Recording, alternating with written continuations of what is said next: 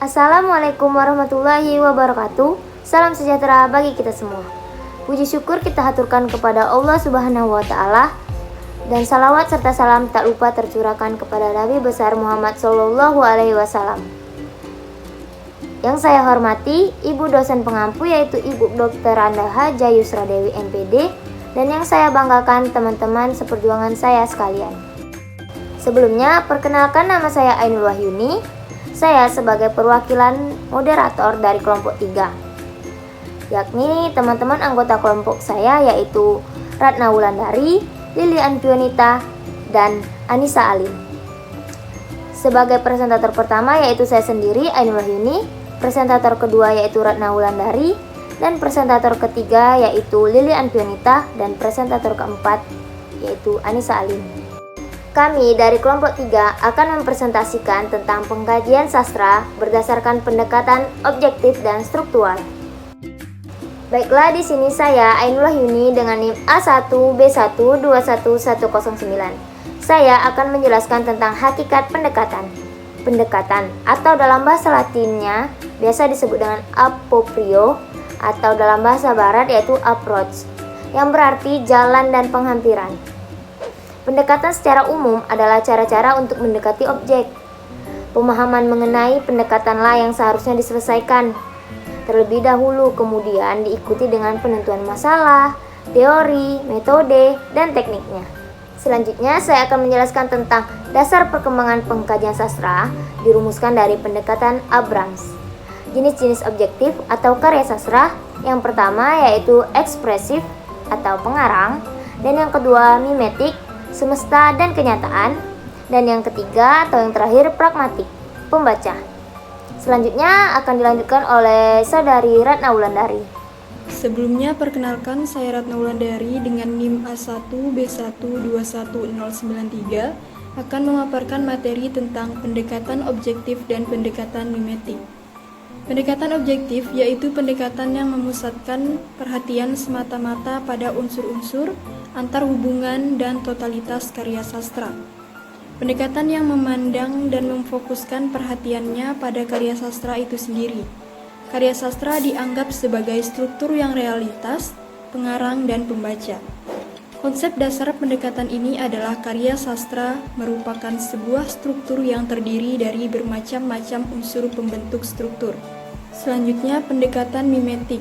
Pendekatan mimetik berasal dari kata mimesis dari bahasa Yunani yang berarti tiruan. Pendekatan ini berupaya memahami hubungan karya sastra dengan realitas atau kenyataan, seperti dalam bidang sosial, budaya, dan politik. Pendekatan yang menitik beratkan pada semesta yang dijadikan acuan terciptanya suatu karya sastra. Pendekatan yang menuntut suatu cara untuk memahami kesemestaan dalam kaitannya dengan karya sastra, yang nantinya akan melibatkan berbagai disiplin ilmu lain. Kenalkan, saya Lilian Pionita dengan NIM A1B121091. Di sini saya akan melanjutkan materi mengenai pendekatan objektif, yaitu pembahasan mengenai pendekatan ekspresif. Pendekatan ini memfokuskan perhatiannya kepada sastrawan sebagai pencipta atau pengarang karya sastra, memandang karya sastra sebagai pernyataan dunia batin pengarang. Jika dibayangkan bahwa segala gagasan emosi, ide, dan lain-lain merupakan dunia dalam pengarang, karya sastra merupakan dunia luar yang sesuai dengan dunia dalam. Pendekatan ini sangat menuntut akan adanya pemahaman yang lebih mengenai subjek kreatornya. Pengarang yang dalam hal ini merupakan manusia yang mempunyai banyak sisi kehidupan yang perlu diungkap untuk dapat lebih memahami karyanya.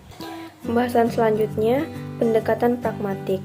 Pendekatan ini memandang karya sastra sebagai sarana untuk menyampaikan tujuan tertentu kepada pembaca atau untuk mendapatkan respon dari sang pembaca. Pendekatan ini menuntut akan adanya metode dan perangkat konseptual yang mampu menangkap efek-efek karya sastra terhadap pembaca, dan juga penerimaan serta tanggapan balik mereka sebagai sarana dalam komunikasi sastra. Memandang karya sastra ditentukan oleh publik pembacanya sebagai penyambut karya sastra. Karya sastra dianggap unggul jika berguna bagi publiknya, seperti dapat menyenangkan, menghibur, mendidik, dan sebagainya. Perkenalkan, nama saya Anissa Alin Melia dengan NIM A1B1211112. Di sini saya akan menjelaskan tentang pendekatan struktural. Pendekatan ini memahami karya sastra secara close reading, yang dimana membaca karya sastra secara tertutup tanpa melihat pengarangnya, realitas, dan pembaca. Selain itu, pendekatan struktural bertujuan membongkar dan memaparkan secermat, seteliti, semendetail, dan semendalam mungkin keterkaitan dan keterjalinan semua unsur dan aspek karya sastra yang bersama-sama menghasilkan makna menyeluruh. Nah, di sini saya juga akan menjelaskan tentang kritik terhadap pendekatan struktural. Yang pertama, New Critics.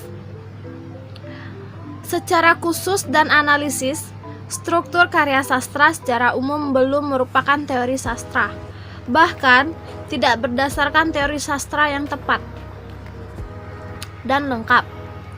Bahkan ternyata merupakan bahaya untuk mengembangkan teori sastra yang sangat diperlukan.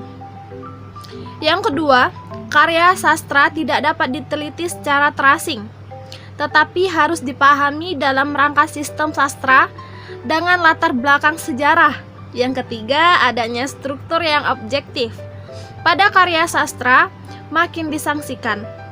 Sementara itu, peranan pembaca selaku pemberi makna dalam interpretasi karya sastra makin ditonjolkan dengan segala konsekuensi untuk analisis struktural. Dan yang keempat, analisis yang menekankan otonomi karya sastra untuk menghilangkan konteks dan fungsinya, sehingga karya itu pada akhirnya kehilangan relevansi.